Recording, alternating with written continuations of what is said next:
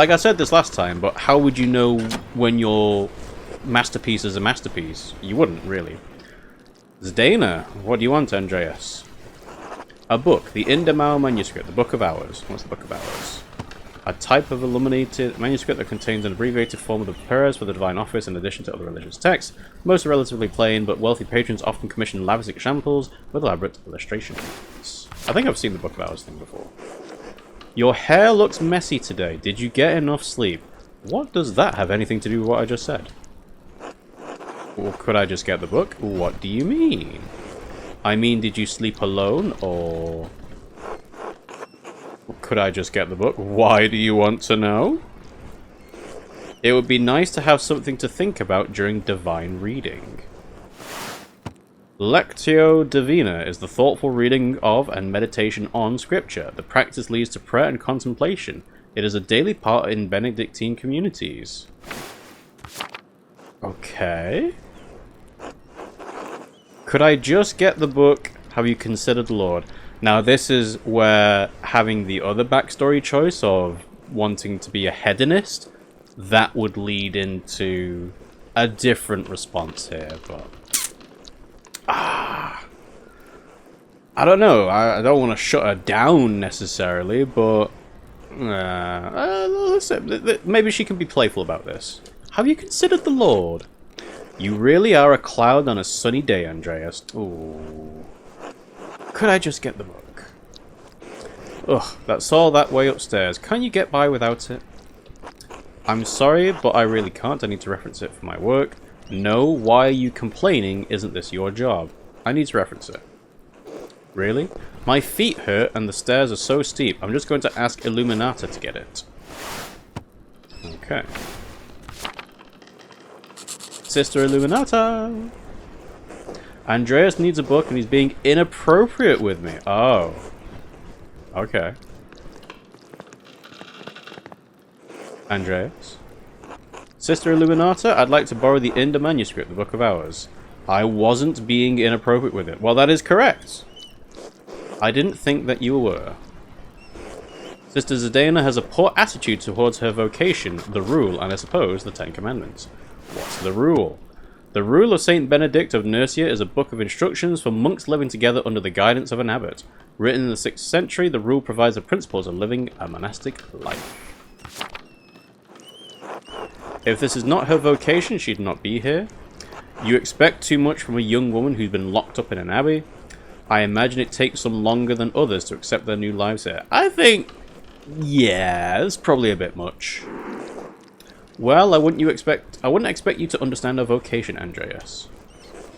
In any case, I overheard you requesting the Indamau manuscript. Here, please return it promptly. Ooh, blue. What does blue mean?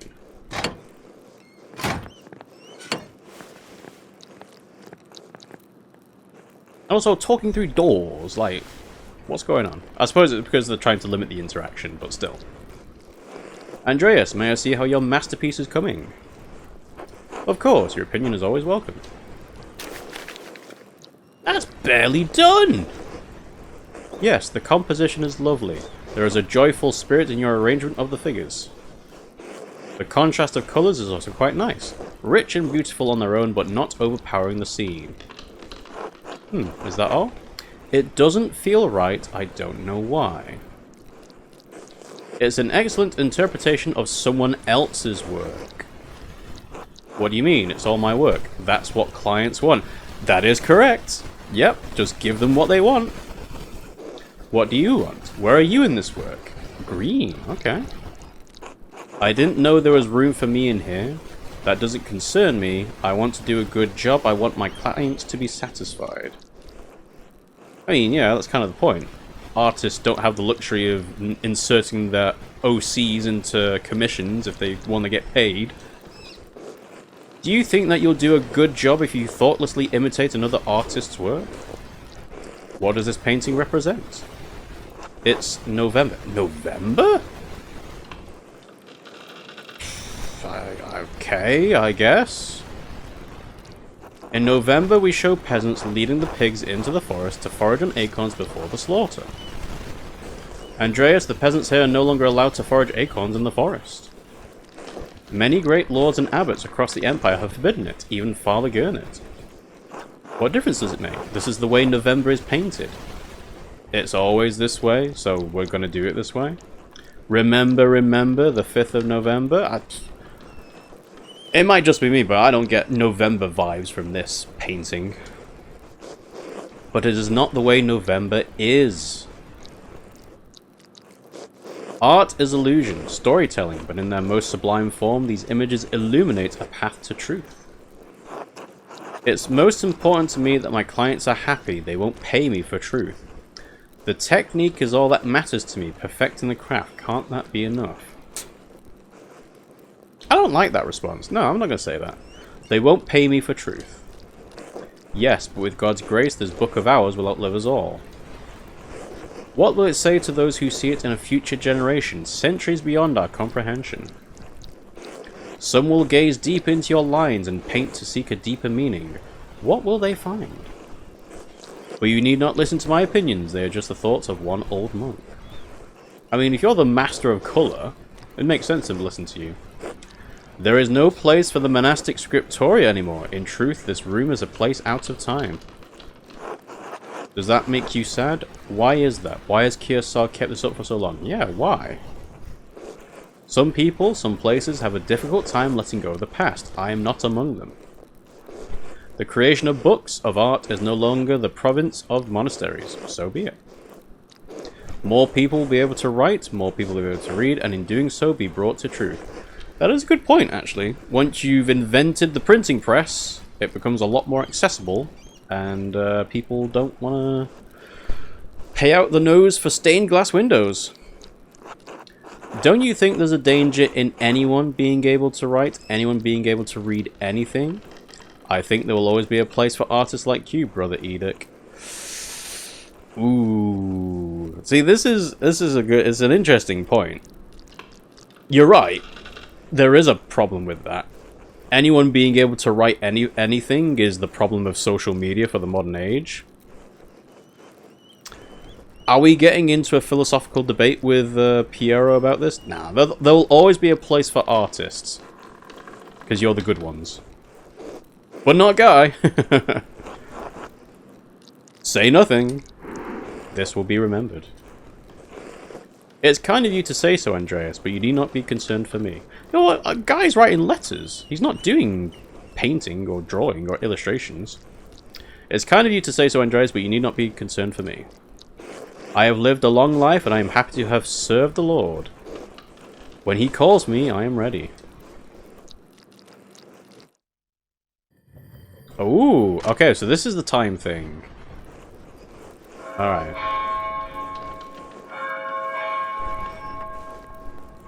Yeah. And Guy's like, I'm out of here. I'm not working for any longer than I've been paid for. Where has the time gone? It is already terse? The monastic hour corresponding to 9 AM, one of the little hours of prayer. Terse precedes Mass and the chapter meeting. Too much talk. I must ask for forgiveness for not honoring the rule. The rule. Until later, Andreas. Until later.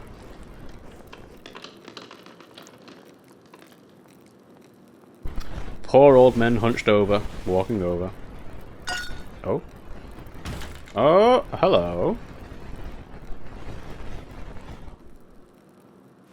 The symbols, I see.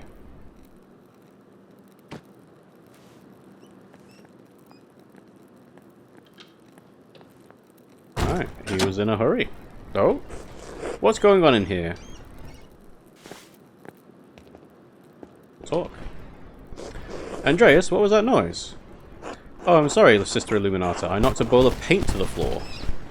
But then Prior Ferenc came in, wrote in one of his books, slammed it closed, and left. He was in such a hurry, I don't think he even noticed me. He was slamming books shut? Prior Ferenc should know better than that. Some of these manuscripts are quite delicate. Nod, he seemed to be in a great hurry. I think he's on edge since Baron Rothvogel arrived early.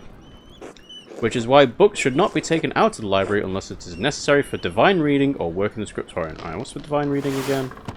Alright, yeah. Are you still mad at me for borrowing the Chronica Clara? That reminds me there are a few more books I've been wanting to borrow.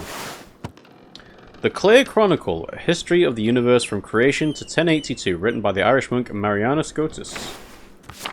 Are you still mad at me? No, anger is not an appropriate response for a nun.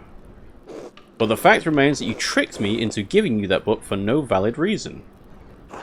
Not valid? Is it not valid to want to see the work of one of the great Irish scribes? You sound angry. I don't know. We'll do this one. One who wrote masterworks that even now grace libraries at Cologne, Fulda, and Mainz. Alright, so Cologne. Large, powerful, free imperial city on the River Rhine. It is a major hub for commerce between Italy and the Netherlands. It is also a popular site for pilgrims, as its cathedral contains relics of the three wise men, represented as crowns on their arms. Mainz, located on the Rhine River. Mainz is the home of the Archbishop of Mainz and Elector of the Holy Roman Empire, and Primus Germaniae, the Pope's substitute north of the Alps. And then Fulda, town built around an old and a Benedictine Abbey near the centre of the empire. Fulda's abbots are imperial princes and wield great power. No, it's not. Not unless it pertains to your work or the abbot permits it. She's a stickler for the rules. Now, if you excuse me... Wait, what's all this fuss about Lorenz Rothrober? Why is Prior Frank so nervous? Lorenz? I didn't know you were familiar enough with the man to use his Christian name.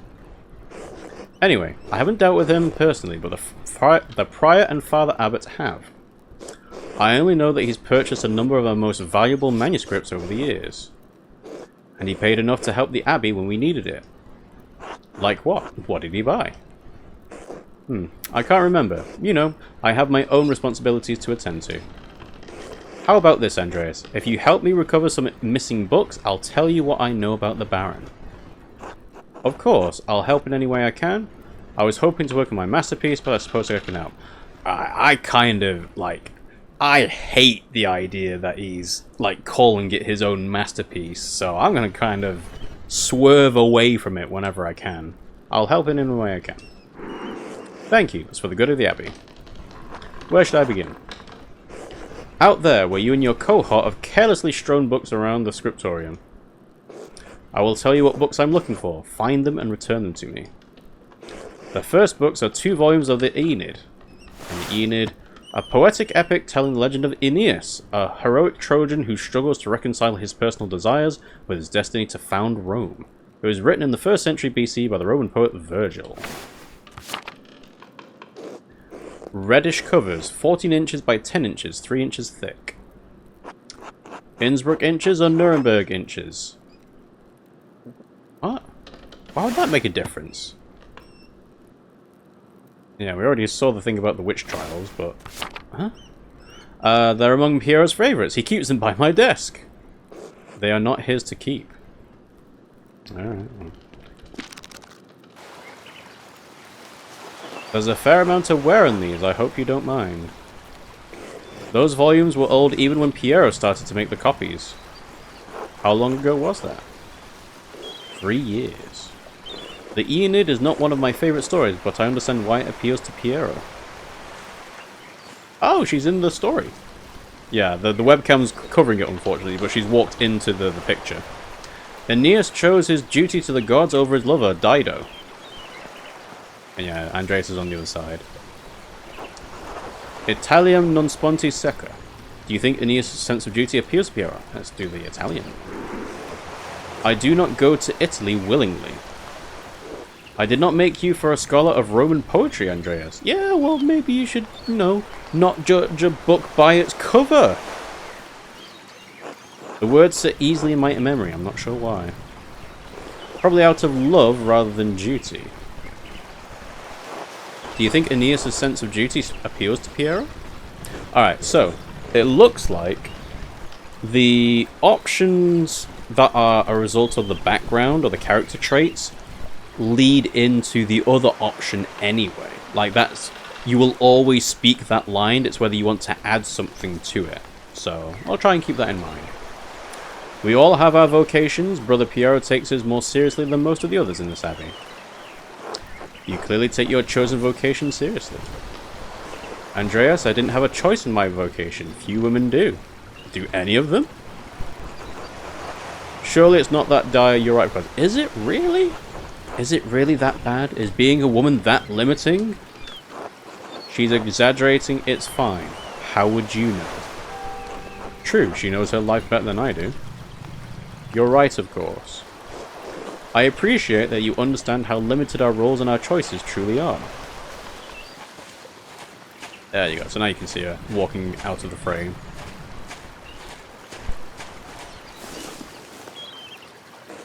Even in stories, we are maidens to be rescued and wed, cruel seducers of men or wizened crones. Like Dido, we ordinary women are merely tools in the tales of men. We can never be the protagonists of our own stories. When was Joan of Arc? I'm assuming it's later than this. No woman is exempt from that, from the Empress to a nun. It is our lot. I mean, Queen Boudica would have been around by this point, right? I suppose I understand now why you are not fond of the Aeneid. It's fine poetry, for men. Now, the books, if you please. Okay. Thank you. Next, Wretched Gerin. This is a printed copy, green cover, diamond pattern. I do not have the size in the ledger, but hopefully the description is enough. I know the one you're talking about. Brother Edic was reading it. Okay. This one? The beauty of this book truly belies its ridiculous content. I'm surprised the Abbey owns a copy.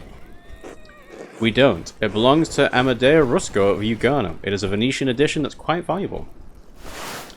Lugano, highly contested Swiss market town located in the southwestern Alps. The Dukes of Como and Milan fought for control over it until it was claimed by the Swiss Confederation in 1513.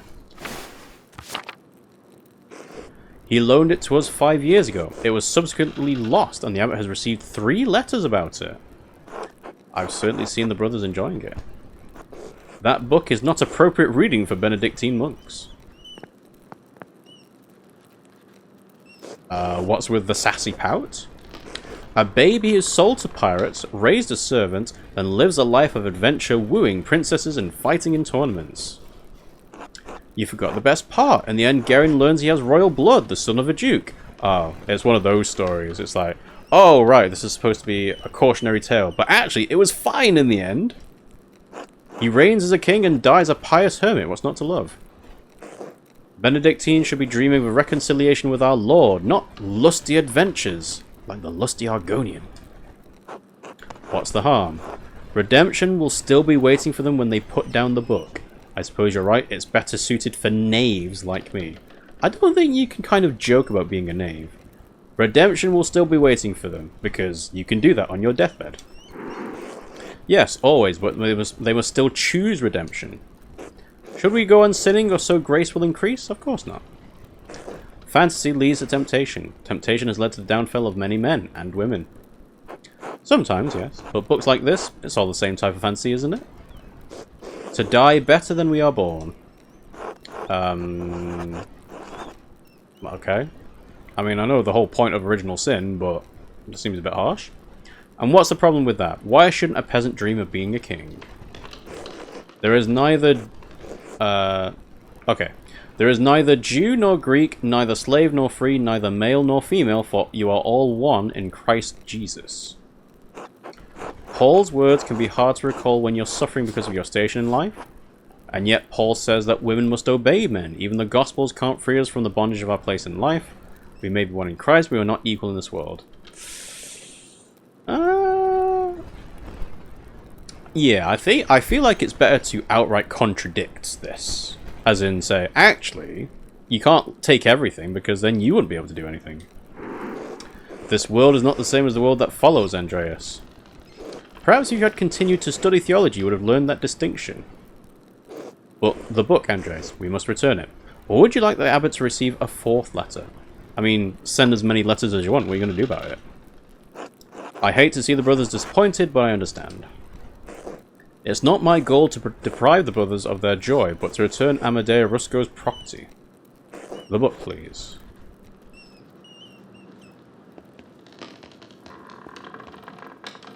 There is only one book left, then you will be freed from bondage. A dark red cover, 8 inches high, 5 inches across, 2 inches thick. What is it? I remember that, I believe, or the guy... let's see, what is it? The description should be sufficient. I don't know why you won't tell me, but alright, I'll find it. Yeah? This one. Now that I think about it, Guy has always been guarded about this book, like he was hiding it. Very good, please bring it here. What is this anyway? Huh. Maybe I should have learned French at some point. Bastard script, elegant descenders. Not sure why the craftsman background has a thing against French people, but sure, why not? What is this? Why are you asking so many questions? Just give it to me. Why won't you tell me what this book is? Because it's a dangerous book, Andreas Maler. One of the previous abbot tolerated in spite of a papal order to destroy it. Okay, what was Matthias doing? 3 French bishops condemned the book. All copies were to be burned. The author shared the same fate. Ooh. What? Why? I don't know, Andreas. It isn't my place to question the judgment of one bishop, much less 3. And before you ask, no, I haven't read it, but I know it contains a dialogue between love and reason. So the book is dangerous. When did the bishops condemn it? Whee! We're all flying in the air. 200 years ago? What? Why? Why is it still here? Because Father Matthias loved books. All books. He didn't want to see it destroyed. Sounds reckless. He was right to do so. Books shouldn't be destroyed even if their content is in question. I can sympathize with him. I mean, yeah. That's fine, but Father Matthias is gone. It's not my place to question the former abbot's decision, but when Father Gurnet learned it was in our possession, he wanted it destroyed. Must the book be destroyed? No one even knows it's here. Well, I refuse to give it to you if all you're going to do is destroy it. Here, fine, take it. Does it have to be? I do, so do Mothers of Cecilia and Father Gurnet. Well, I refuse to give it to you if all you're going to do is destroy it. Fine, here, take it. 200 years! Like, people have been keeping this book for a reason. I'm kind of on Andreas' side here to say no. What? Why not? What are you going to do with it? I'm not sure. I'll hide it, keep it safe, read it, and become a French heretic. Is this sarcasm? I hope this is sarcasm. That's not funny, I'm serious. Give me that book, or our deal is forfeit. Oh. I won't tell you anything about Baron Rothvogel. Consider the sound theological reasons for allowing this book to exist. I appeal to your duty as librarian of this abbey not to destroy this book. I propose a compromise. I'll take the book from the abbey far away. I feel like appealing to her role seems like a good idea. My duty is to God and to the vows I made, to the rule. Ooh, persuade Illuminata. We expressed admiration for the Irish scribe Mariana Scotus. We offered to help Illuminata enthusiastically, so we got double points. Quoted the Aeneid from memory and sympathized with Father Matthias. But you do love books as well, I know you do. Andreas, I love God. Books contain knowledge that can help bring us closer to his truth. I do not love books as things, but I love that books can convey God's truth. I mean, surely there's only one book that does that. It is not my place to judge your love of books, but it is not a love we share. Oh. It's going down, even though it said success. Does the gospel not say hate the sin but love the Bible, but which means book? So Failure. No, it does not. My proposed compromise. I'll take it. Consider the theological reasons. Alright, let's try this. More sound than a condemnation from 3 bishops of Paris? We have a theology background, but said Zidane is locked up in the Abbey. Redemption awaits people after reading bad books, but I invoked Paul in a negative manner. Who are you going to trust, them or me? Nah, this isn't going to work. Yeah. Thank you for making my decision so easy. Did you leave university voluntarily or were you expelled? That's a bit harsh. Compromise. I'll be gone by the time Father Gurner asks about it, and if you like, you can say I stole it. I doubt he'll make a fuss about me stealing a book he wanted destroyed. I don't like this, Andreas. It feels wrong in my heart. We are... Oh! Offered to help enthusiastically.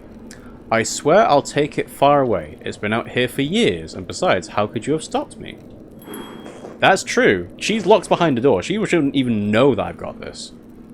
I'm trusting you in this, Andreas, against my better judgment. Don't make me regret this.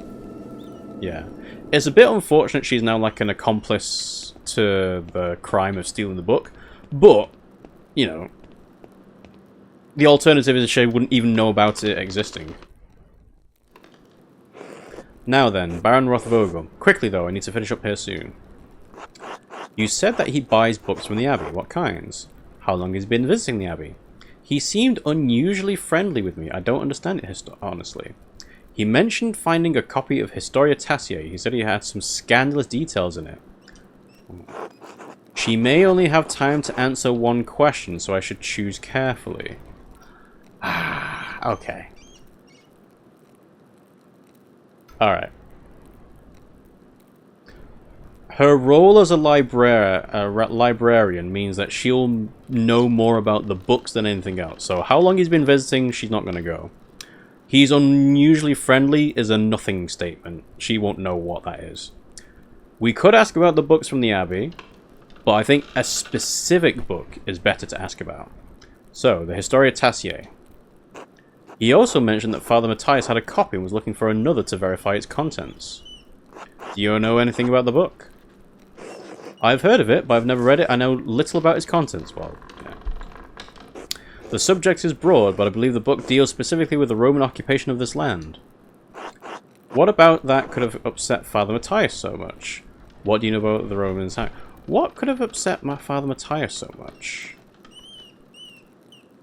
I can't claim any deep insights into the former abbot's mind. I understood him to be a virtuous and charitable man, sometimes to a fault. It is not always best when an abbot considers himself a friend to his brothers instead of their shepherd. Do you prefer Father Gurnet to Father Matthias? Could something in the book have led Father Matthias to a crisis of virtue? Ooh, that's a good one. Virtue is only found in crisis. Without it, virtue is a little more than ideals. So, perhaps there is merit in that idea. Well, I must be off to Mass. Thank you again for your help, Andreas. I suppose you'll be leaving the crypt. Smile devilishly. What's that? Huh? I suppose you'll be leaving the crypt? I don't know why you were poking around down there like a grave robber, but that entrance isn't for you. It's the entrance into the library. One of the lords of the old keep must have had it built to escape in times of siege. It allows the sisters to access the library without distracting the brothers. Please do not abuse this knowledge. Of course not, sister. Maybe I could abuse it a little. Again, a little tease. Don't. Ooh, and even then, like, the text. It was, like, very frantic. That's the bell for sex. The brothers will be sitting down for dinner soon. Monastic hour corresponding to noon. One of the little hours of prayer followed by dinner.